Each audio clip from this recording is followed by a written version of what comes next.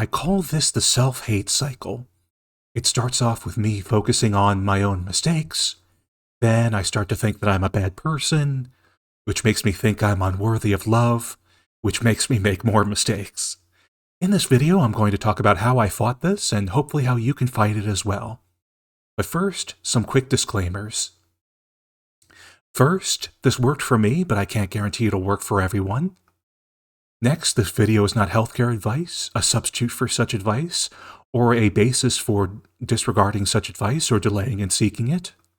And finally, if you're having thoughts of self-harm, please reach out to someone you trust, such as a friend or family member. I'm going to focus specifically on the idea of not deserving love because that was the key to breaking the cycle for me. This idea of not deserving love comes from the idea of moral desert, or just deserts. And I'm not talking about a desert as in an arid area, even though it's spelled the same way. And I'm not talking about dessert as in something sweet, but I will keep that on the screen because it'll be helpful in a second. When I'm talking about dessert here, I'm talking about a deserved reward or punishment, something that is deserved. Deserved dessert, that's how we get that word. So for instance, I might think, oh, I ate all my vegetables, therefore I deserve a dessert, like a cookie. And it's very easy to think, if a person is good, they deserve good things to happen to them.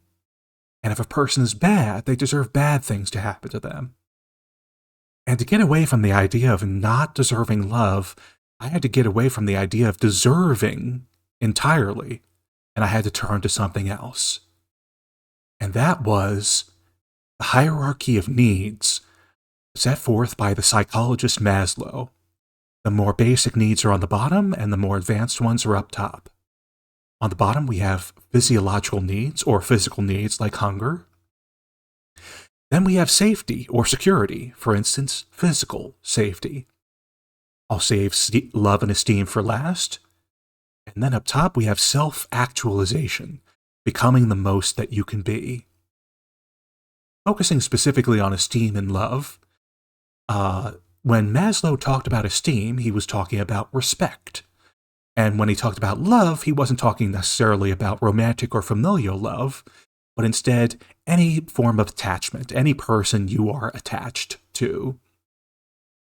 And both of these things, respect and love, can come from one of two places, yourself or others. You can have respect from others or self-respect. And you can also have love from others, or self-love. It's important to note that respect from others and love from others are not the same thing. But self-respect and self-love are the same thing. So I'll just lump those together and just call them self-love. And it is a human need, just like any other: food, clothing, and shelter.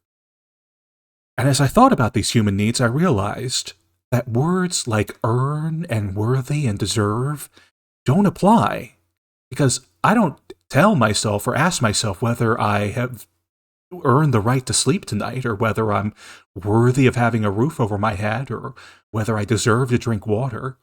I just do all those things. I meet those needs, because meeting human needs is the right thing to do.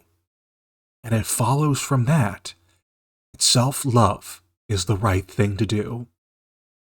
And if we come back to the cycle, with that self-love, it's easier to go from focusing on making mistakes to focusing on learning from mistakes. And instead of thinking I'm a bad person, finally thinking I'm a good person, and at last turning hate into love. I hope this video was helpful for you. Please like and subscribe for more. And remember, love yourself. It's the right thing to do.